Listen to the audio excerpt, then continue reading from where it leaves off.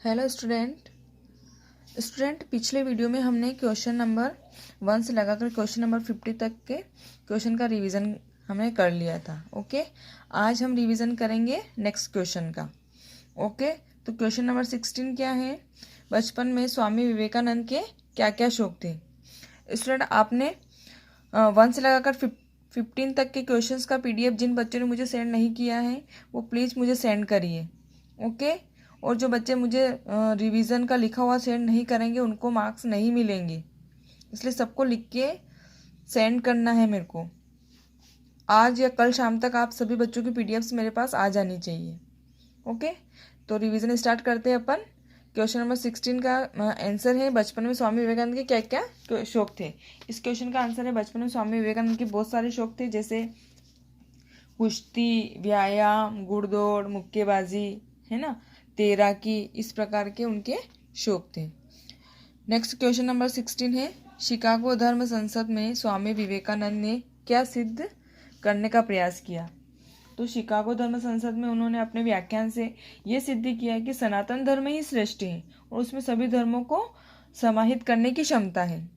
स्वामी विवेकानंद ने क्या सिद्ध करने का प्रयास किया कि उन्होंने एक व्याख्यान दिया। उन्होंने व्याख्यान में ये बताया कि सब धर्मों से सिर्फ सनातन धर्म ही सबसे अच्छा है, सबसे श्रेष्ठ है, और क्योंकि उसमें सभी धर्मों को समाहित करने की उसमें क्षमता है। ओके, नेक्स्ट क्वेश्चन है विवेकानंद कैसी शिक्षा चाहते थे?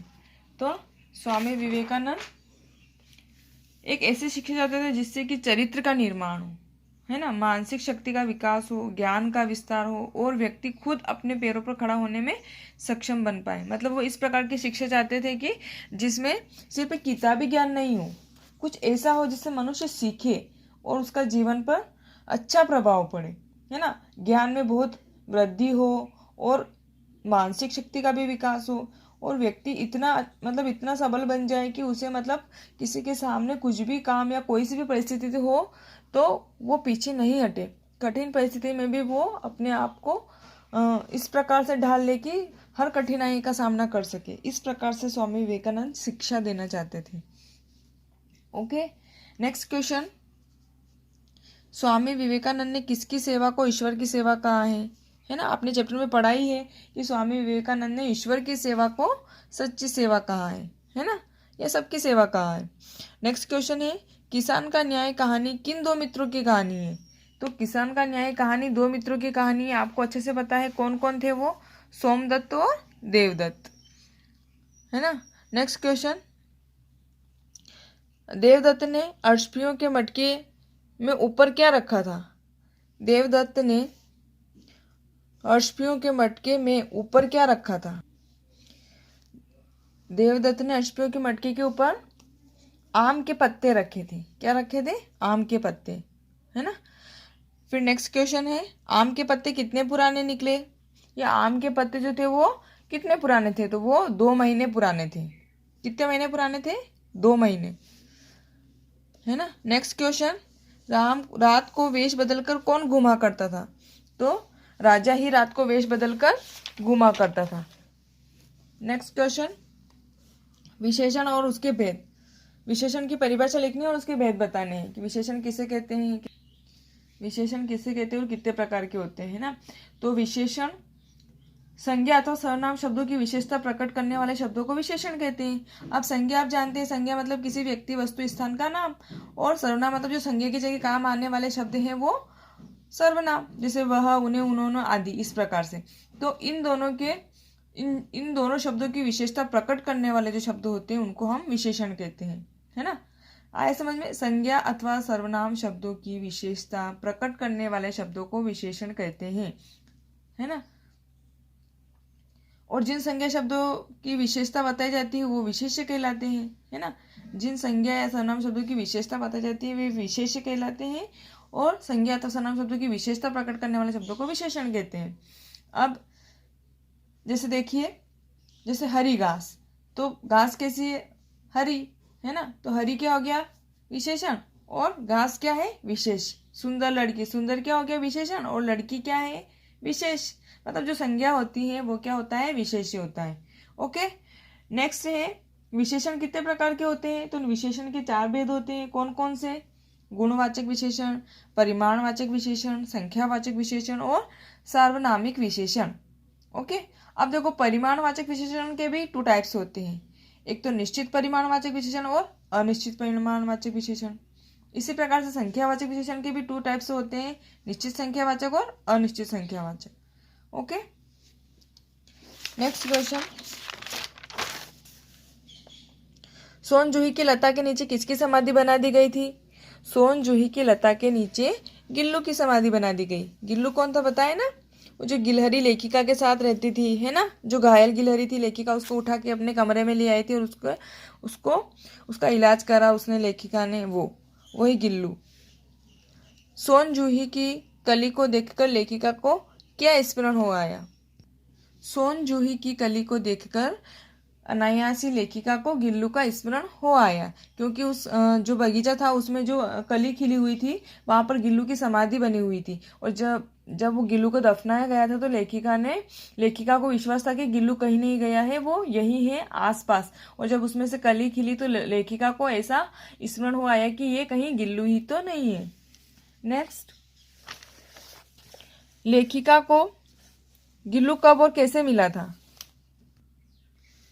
एक दिन क्या होता है कि लेखिका सुबह सुबह देखती है कि कौवे एक गमले के चारों ओर, जो कौवे थे 2 कौवे, वो छुआ छुएल जैसा खेल खेल रहे थे। मतलब एक खेल का नाम है छूकर भाग जाना, इस प्रकार का कोई खेल है ना, तो ऐसा खेल खेल रहे थे। तो उन्होंने पास में जाकर देखा कि गमले और दीवार की जो जॉइंट था उसमें दोनों के बीच में गिलहरी का एक छोटा सा बच्चा चिपका पड़ा हुआ था। तो वो बच्चा जो था वो गिल्लू ही था, है ना। आपको आंसर में इस प्रकार से लिखा है कि एक दिन सवेरे लेखिका ने देखा कि 2 कौवे एक गमले के चारों ओर छुओवल जैसा खेल खेल रहे थे। पास जाकर उन्होंने देखा कि गमले की दीवार की संधि में गिलहरी का एक छोटा सा बच्चा चिपका पड़ा था। वह बच्चा कोई और नहीं बल्कि गिल्लू ही था। ओके, नेक्स्ट क्वेश्चन, लेखिका ने गिल्लू का घर गिल्लू को मुक्त करना लेखिका को कब आवश्यक लगा? नेक्स्ट क्वेश्चन है, लेखिका ने गिल्लू का घर कैसे और कहाँ बनाया?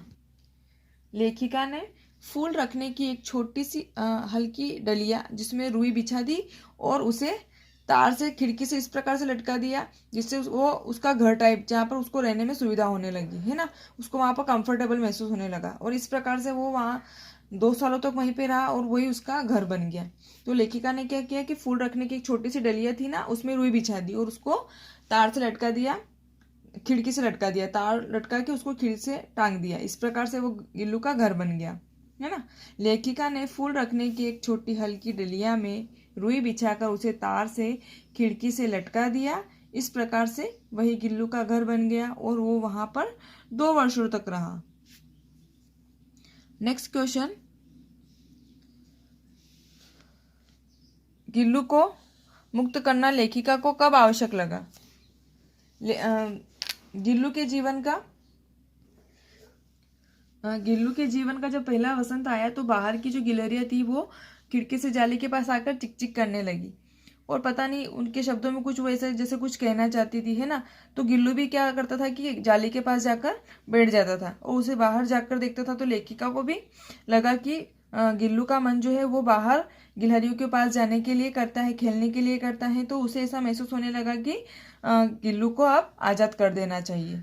गिल्लू के जीवन का पहला वसंत आया, बाहर की गिलहरियां जो है खिड़की की जाली के पास आकर चिक चिक करके न जाने क्या कहने लगी।